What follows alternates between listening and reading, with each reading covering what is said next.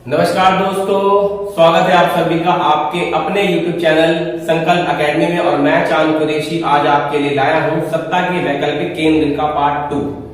जैसा कि हमने पार्ट 1 में यूरोपीय संघ के बारे में बात करी थी, क्षेत्रीय संगठनों के बारे में बात करी थी, उसी प्रकार से आज हम अपने इस चैप्टर को जो है पार्ट 2 में पूरा का पूरा जो है फिनिश कर देंगे।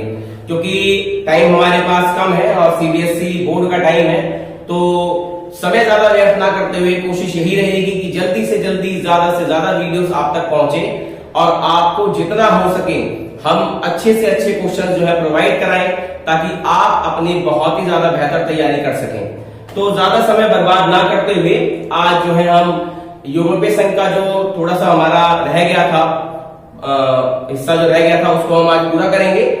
जैसे कि मैंने अभी अपनी लास्ट वीडियो में आपको यूरोपीय संघ के बारे में बताया था कि यूरोपीय संघ जो था ये एक ऐसा संगठन था जिसका निर्माण जो कि यूरोप के 12 देशों ने मिलकर किया था और 1912 में इसकी स्थापना हुई थी। मैंने इसमें से जो कुछ इंपॉर्टेंट चीजें थी, जैसे कि यूरोपीय संघ के झंडे में 12 सोने के रंग के सितारों का घेरा होता है।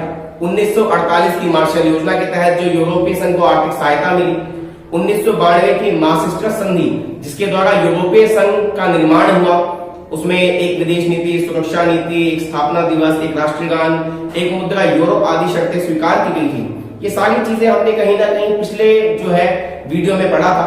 तो आज की जो वीडियो है थोड़ी सी खास होने वाली है, क्योंकि इस वीडियो में बेसिकली हम क्या करेंगे, अपने पूरे चैप्टर को इसमें फिनिश कर देंगे ताकि इसमें कोई क्वेश्चन बचा ना रहे और जितना हो सके जितना जानकारी रहेगी मैं आपको प्रोवाइड करवाता रहूंगा। तो आइए चलिए देखते हैं। जैसा कि अगर यूरोपीय संघ के बारे में हमने पहले बात करी थी कि यूरोपीय संघ का जो निर्माण था वो 1992 में हुआ था, 12 देशों ने मिलकर किया था।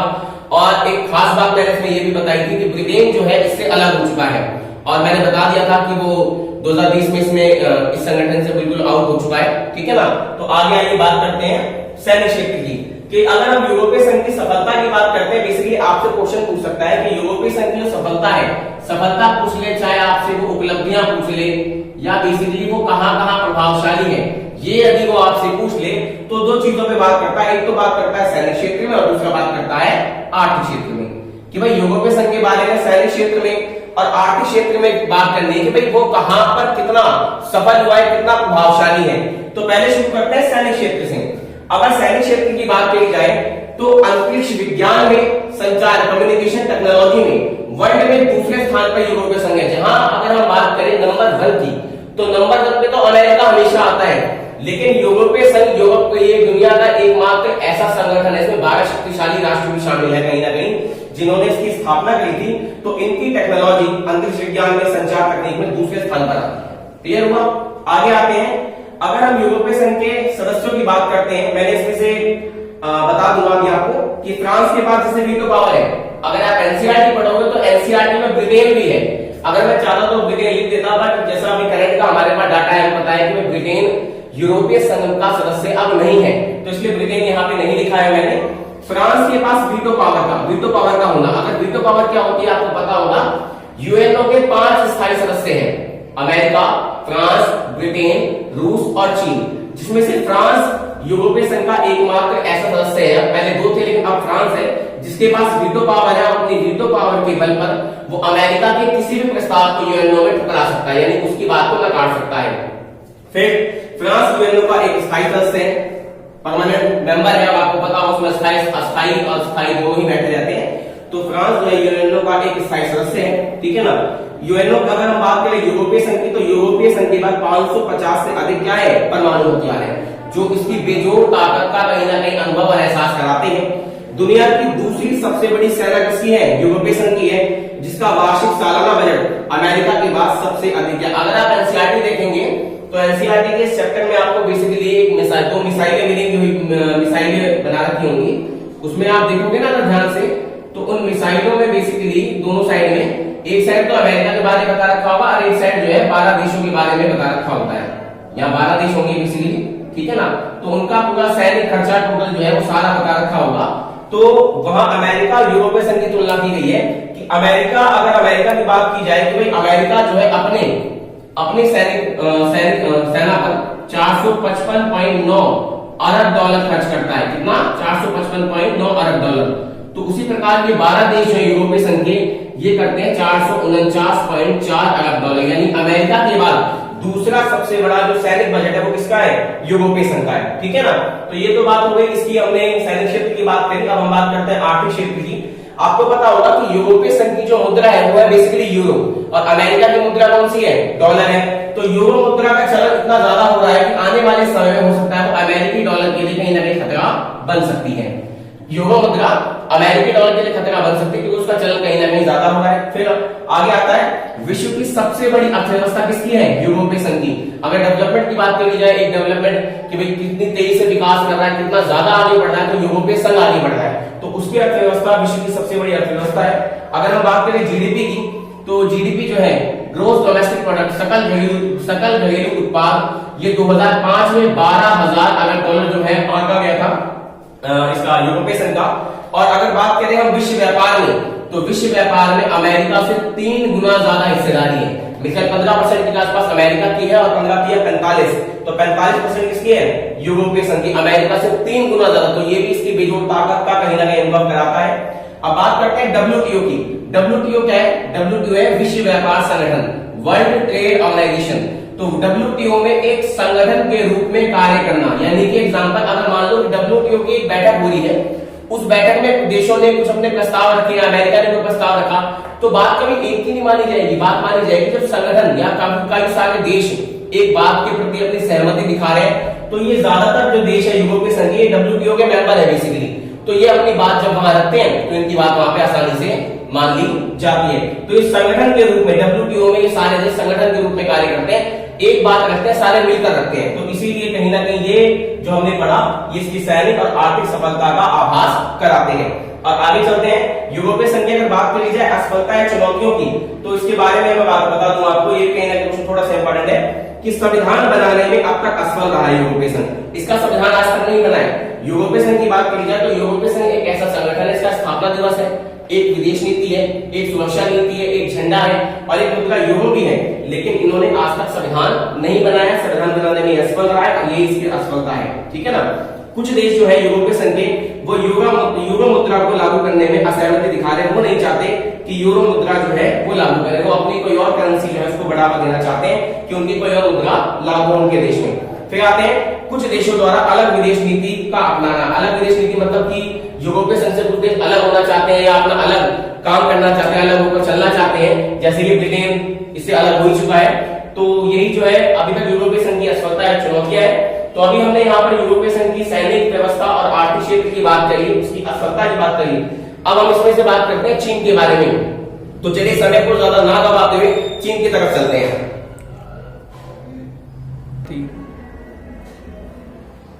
तो यूरोपीय संघ के बारे में जैसा कि हमने बात कर चुके हैं कि यूरोपीय संघ एक बहुत बड़ा संगठन है यूरोप महाद्वीप का। तो अब कहीं ना कहीं इस चैप्टर से जुड़ी और भी कड़ियां हैं जिनको हमें धीरे धीरे जो है एक एक करके जोड़ना है। तो अब जो एक और कड़ी जो बहुत ही ज्यादा इंपॉर्टेंट कड़ी जो हिस्सा है इसका, वो है चीन के आर्थिक विकास का। तो अब हम बात करते हैं चीन की। हाँ दोस्तों, कि चीन जो है एशिया महाद्वीप का सबसे अधिक जनसंख्या वाला राष्ट्र है और चीन जिस तरीके से विकास कर रहा है कि एक बात भी कही जाती है कि 2040 तक वो आते आते अमेरिका को भी पीछे छोड़ देगा अपने विकास से। खैर अभी कोरोना वायरस का जो है दौर चल रहा है, उस बीच काफी ज्यादा चीन आगे निकल चुका है अर्थव्यवस्था के मामले में, ठीक है ना, क्योंकि बाकी देश तो कोरोना से लड़ रहे हैं और चीन ने उसको शायद कंट्रोल भी कर लिया, उसने अपनी अर्थव्यवस्था को भी काफी आगे बढ़ा दिया है। तो आज हम बात करेंगे चीन के बारे में कि चीन का आर्थिक विकास जो था वो किस प्रकार से हुआ। चीन ने अपने आर्थिक विकास के लिए दो समयों का बेसिक दो कालखंडों का प्रयोग किया है। एक समय 1950 से 60 का दशक था जिसमें उसके विकास की प्रक्रिया उतार चढ़ाव भरी देखी गई, मतलब कभी तो उसका विकास अच्छा रहा, कभी बहुत बुरा रहा। तो 1950 और 60 के दशक में चीन अपना अच्छा खासा विकास नहीं कर पाया। फिर जब बात आती है 1970 की, तो 1970 में चीन ने अपने आर्थिक विकास की प्रक्रिया को काफी ज्यादा आगे बढ़ा दिया, जिसके बारे में आज हम चर्चा करेंगे। तो आइए जरा देखते हैं एक बार इस बारे में। चीन का आर्थिक विकास, चीन का आर्थिक विकास 1950 से 1960 का दशक। अगर 1949 में बात करें तो माओ जो थे वहां के नेता, और चीन में 1949 में क्रांति हुई थी, तो वहां पे क्रांति के द्वारा साम्यवादी शासन आ गया। साम्यवादी शासन के बारे में आप अच्छे से जानते हैं कि साम्यवादी शासन वो शासन होता है जिसमें देश का विकास सरकार द्वारा किया जाता है, बड़े बड़े उद्योग सरकार के नियंत्रण में लगाए जाते हैं, ठीक है ना। तो चीन में जब साम्यवादी शासन आ गया तो उस समय चीन ने क्या करा, पूंजीवादी देशों से अपने रिश्ते तोड़ दिए कि पूंजीवादी देशों से संबंध नहीं बनाएगा। उस समय सरकार के नियंत्रण में बड़े बड़े उद्योग लगाए गए, उस पर जोर दिया गया, परंतु तकनीक, टेक्नोलॉजी और सामान खरीदने के लिए विदेशी मुद्रा भंडार की कमी हो गई। अब हुआ क्या बेसिकली दोस्तों कि जब चीन ने पूंजीवादी देशों से रिश्ते तोड़ दिए कि चीन अपने ही देश में खुद ही वस्तु बनाएगा और यहीं पे अपना विकास करेगा, दूसरे देशों से संबंध नहीं बनाएगा, तो ये विकास की प्रक्रिया रुक गई। क्यों? क्योंकि अगर दूसरे देशों से चीन संबंध नहीं बनाएगा तो वहां की टेक्नोलॉजी का फायदा कैसे उठाएगा, ठीक है ना, वो टेक्नोलॉजी कैसे उठाएगा, वहां का सामान कैसे मंगा पाएगा। तो जब टेक्नोलॉजी और सामान मंगवाएगा तो उसे पैसा भी चाहिए और उसके लिए जरूरी था कि उसे विदेशों से व्यापार करने की जरूरत थी। लेकिन चीन ने विदेशी व्यापार करना सही नहीं समझा, विदेशों से संबंध नहीं बनाए, जिस कारण तकनीक और सामान खरीदने के लिए विदेशी मुद्रा की उसके पास क्या हो गई, कमी हो गई, ठीक है ना। आगे बढ़ते हैं। अब अगर बात करें 1950 और जो 60 का दशक जो हम ये पढ़ रहे हैं कि अपने यहाँ के नागरिकों को रोजगार देने में और शिक्षित करने में, पढ़ाने लिखाने में विकसित देशों से चीन आगे निकल गया। अब ये थोड़ा सा समझने लायक चीज है कि अपने नागरिकों को रोजगार देने में, शिक्षित पढ़ाने लिखाने में विकसित देशों से, डेवलपमेंट कंट्रीज से वो आगे निकल गया। आपको बता दूं कि चीन एक विकासशील देश है, विकसित नहीं है, और जापान जो है वो विकसित राष्ट्र है। तो इसका आप भली बातें जो है ध्यान रखिएगा।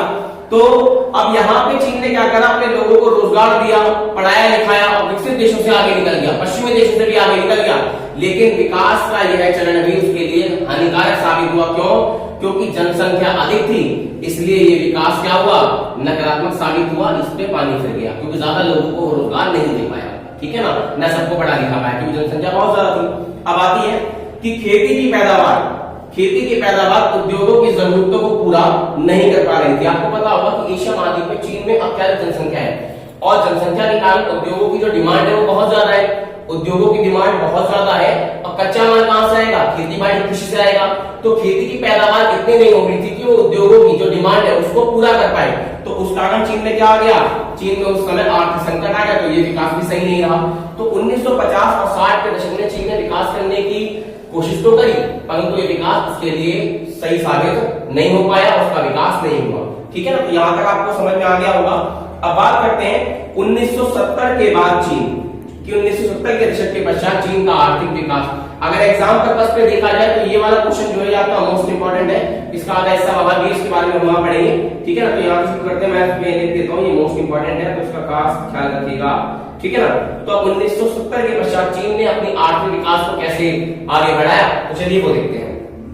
अब जहां चीन में, अभी आपने ऊपर पढ़ा कि चीन में साम्यवादी शासन था, उसने पूंजीवादी देशों से, अमेरिका वगैरह से रिश्ते तोड़ दिए थे। अब वही 1972 के आते आते उसने अमेरिका से संबंध वापस बना लिए, क्योंकि विदेशी व्यापार जरूरी है, टेक्नोलॉजी जरूरी है, विदेशी मुद्रा जरूरी है विकास के लिए। तो यहाँ पे भी उसने अमेरिका से संबंध बना लिए, और जो राजनीतिक एकांतवास था कि काफी लंबे समय से जो दूसरे देशों से चीन संबंध नहीं बना रहा था, अब उसने अपना संबंध बना दिया, विदेशों से व्यापार करना शुरू कर दिया। इस समय 1973 में वहां के प्रधानमंत्री चाओ एन लाई चीन के, उन्होंने कृषि पर, विज्ञान पर और सेना पर अत्यधिक बढ़ावा दिया और इसको आगे बढ़ाने की कोशिश करी, जिससे वो धीरे धीरे आगे बढ़ता चला गया। फिर 1978 में देंग शाओपिंग, ये बहुत ज्यादा इंपॉर्टेंट है, 2 नंबर में ध्यान रखिएगा आप सभी कि 1978 में देंग शाओपिंग, इसका मतलब होता है खुले द्वार की नीति, इसको अपनाया गया, जिसके तहत चीन के बाजारों को विदेशी कंपनियों के लिए खोल दिया गया कि विदेशी कंपनियां चीन में आएगी तो उससे कहीं ना कहीं विदेशी पैसा भी आएगा और चीन के लोगों को रोजगार भी मिलेगा। तो ये काफी फायदेमंद साबित हुआ चीन के लिए। फिर 1982 की अगर बात करें 1982 की, तो खेती का निजीकरण कर दिया गया और 1998 में उद्योगों का भी निजीकरण कर दिया। इससे फायदा क्या हुआ कि कृषि उत्पादन तो बढ़ा ही बढ़ा और ग्रामीण आय में इनकम में भी क्या हो गई, बढ़ोतरी हो गई, ठीक है ना। तो सरकारी नियंत्रण को धीरे धीरे खत्म करके प्राइवेटाइजेशन को थोड़ा थोड़ा अपनाया गया। फिर आगे आते हैं हम, यहीं की बात सीधा यहाँ पर, अब आगे आते हैं कि चीन ने अपने विकास के इस दौर में क्या करा, एक नई नीति का अनुसरण किया।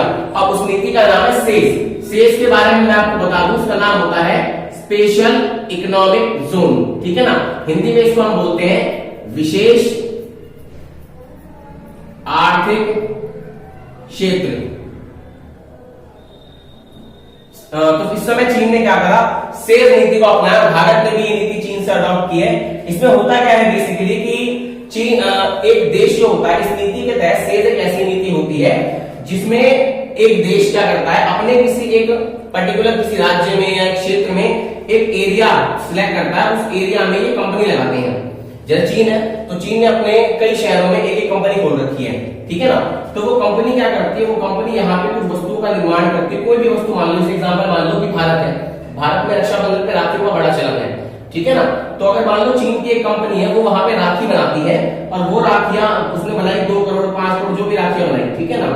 तो वो राखियां सीधा कहां पे सप्लाई होती है, वो सीधा इंडिया में सप्लाई आती है। वो सीधा कहां पे आती है, इंडिया आती है।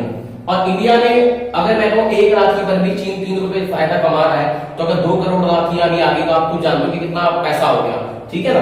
तो अच्छा खासा एक बहुत बड़ा अमाउंट जो प्रॉफिट में आता है वो इंडिया से वापस चीन में जाता है, और चीन उस पैसे को अपने देश के विकास में लगा देता है। तो इस नीति को हम सेज की नीति कहते हैं, और ये सेज की नीति चीन ने अपना रखी है, ठीक है ना। तो उससे उसका आर्थिक विकास काफी ज्यादा हो गया, क्योंकि आपको खुद पता है कि मार्केटिंग सिस्टम की अगर बात की जाए कि बाजार अर्थव्यवस्था में, तो चीनी वस्तुओं की बहुत ज्यादा डिमांड है। चीन का सामान बहुत भारी मात्रा में बाजारों में बिकता है, चाहे वो टेक्निकल सामान हो या कोई घरेलू सामग्री, ठीक है ना।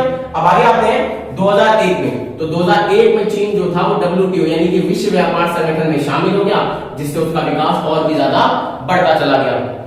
तो अब हमने जो पढ़ा 1970 के बाद जो आर्थिक विकास चीन का पढ़ा, तो ये वाला जो टॉपिक है हमारा 1970 के बाद वाला, ये मोस्ट इंपॉर्टेंट है जो हमने यहाँ पे पढ़ा है। और इसी के तहत हम ये कह सकते हैं कि 2040 तक आते आते चीन जो है विश्व की महाशक्ति अमेरिका को पीछे छोड़ देगा। तो चलिए अब आते हैं आर्थिक विकास के नकारात्मक पहलुओं पर, और चीन के इस टॉपिक को यहीं पर कहीं ना कहीं हम इसका शटडाउन करते हैं, इसको बंद करते हैं। तो देखिए, अगर बात करें चीन के आर्थिक विकास के नकारात्मक पहलुओं की, तो तीव्र विकास के कारण जो चीन विकास कर रहा था, उस कारण गांव और शहरों के लोगों के बीच क्या बढ़ गया, आर्थिक अंतर आ गया कि अमीर और अमीर हो गए, गरीब और गरीब हो गए। औद्योगिकरण, जो फैक्ट्रियां कारखाने वगैरह चीन ने लगाए, तो उस औद्योगिकरण के कारण पर्यावरण का क्या हुआ, नुकसान हुआ, क्योंकि विकास के नाम पे बहुत ज्यादा पेड़ों को काटा गया, ठीक है ना। वहां पे विभिन्न बीमारियों का पनपना, बहुत ज्यादा बीमारियां फैल गई गंदगी से। लघु कुटीर उद्योग का नष्ट होना, क्योंकि जो काम सारा मशीनों से हो रहा था, और जो छोटे मोटे हथकरघा उद्योग थे वो सारे नष्ट हो गए थे, ठीक है ना।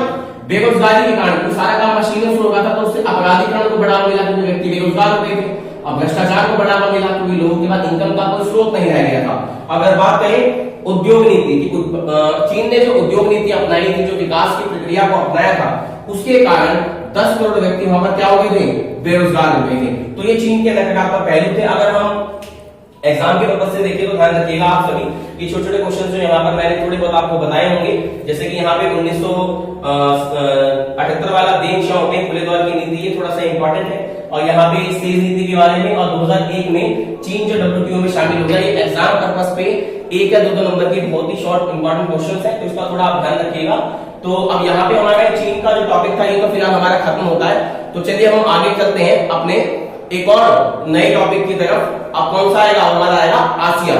तो आसियान देशों के बारे में हम थोड़ी सी चर्चा करते हैं, और तो चलिए आगे चलते हैं। तो जैसे कि हमने अभी अपने चीन के बारे में चर्चा कर लिया, और अगला हमारा टॉपिक जो है वो बेसिकली आसियान है। तो हम आसियान के बारे में कुछ इंपॉर्टेंट जो चीजें हैं उसके बारे में आइए जानते हैं, देखते हैं एक बार क्या है कि जब हम बात करते हैं आसियान, जी हाँ दोस्तों, आसियान जो है ये दक्षिण पूर्वी एशियाई एक क्षेत्रीय संगठन है देशों का, ठीक है ना। बेसिकली इसमें 10 देश आते हैं, ठीक है। इसकी स्थापना जो हुई थी वो 1967 बैंकॉक घोषणा पत्र पे हस्ताक्षर करके की गई थी। और इसमें कौन कौन से देश आते हैं, Indonesia, Malaysia, Thailand, Singapore, Philippines, Laos, Cambodia, Vietnam, दार इस सलाम और म्यांमार, जिसे हम बर्मा भी कहते हैं, ठीक है ना।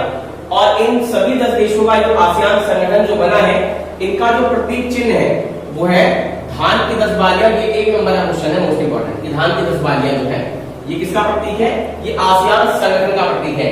और 12 सोने के सितारों का घेरा किसका प्रतीक है, वो यूरोपीय संघ का प्रतीक है, ठीक है ना। और धान की जो 10 बालियां है ये एकता व मित्रता को बताती है, क्योंकि 10 देश जो है ये इनकी आपसी एकता व इनकी मित्रता का बहुत ज्यादा प्रतीक है, ठीक है ना। अब बात करते हैं इसके उदय के कारण कि आसियान संगठन बना कैसे और उसके उदय हुआ क्यों। तो जो आसियान के 10 देश हैं ये यूरोपीय महाशक्तियों और जापानियों के उपनिवेश रहे हैं। मतलब यहाँ पे यूरोपीय शक्तियों ने कई बार कब्जा करा है आर्थिक संसाधनों के लिए, इनका शोषण करने के लिए, और कहीं ना कहीं जापान ने भी इन देशों पे अधिकार किया था और इनका शोषण किया था, ठीक है ना। तो काफी ज्यादा आर्थिक पिछड़ापन और गरीबी इनको देखनी पड़ी। और गुटबाजी, शीत युद्ध के टाइम पे जो गुटबाजी हो रही थी वो सबसे ज्यादा यहाँ पर देखिए, क्योंकि ये छोटी छोटी कंट्रीज है जिसमें अमेरिका और सोवियत संघ ने अपनी गुटबाजी का प्रभाव काफी ज्यादा जमाया। और गुटनिरपेक्षता आंदोलन जो था वो यहाँ पर एकता स्थापित नहीं कर पाया, वो इन देशों में अपना प्रभाव नहीं जमा कर पाया है। जो कह सकते हैं कि भाई यहाँ पे इस आंदोलन की लहर नहीं पहुंच पाई, जिस कारण ये क्षेत्र काफी पिछड़ गया। तब जाके इन लोगों ने अपना एक संगठन बनाया जिसका नाम है दक्षिण पूर्वी एशिया क्षेत्रीय सहयोग संगठन, ठीक है ना, आसियान। ठीक है, अब इन 10 देशों के उद्देश्य की बात करते हैं तो आर्थिक, सामाजिक, सांस्कृतिक व वैज्ञानिक सहयोग को ये आपस में बढ़ावा देंगे। यूएनओ की तरह, यूएनओ जो है कौन सा है, संयुक्त राष्ट्र संघ, यूनाइटेड नेशन ऑर्गेनाइजेशन की तरह ये शांति स्थापित करेंगे और कृषि, व्यापार और उद्योगों को क्या देंगे, सहयोग करेंगे, उसको बढ़ावा देंगे। तो ये आसियान के इसलिए उद्देश्य हैं। अब बात करते हैं आसियान की उपलब्धियां और उसकी सफलताएं की। तो यहाँ पे हमारा जो पहला पॉइंट स्टार्ट होता है वो होता है आसियान शैली का। ये आसियान शैली जो है 2 नंबर का क्वेश्चन है और बहुत ही ज्यादा इंपॉर्टेंट है, याद रखिएगा कि आसियान शैली होती क्या है। इसने अनौपचारिक टकराव दूर करके सहयोग को बढ़ावा दिया है और अत्यधिक सम्मान कमाया है, इसे आसियान शैली कहते हैं।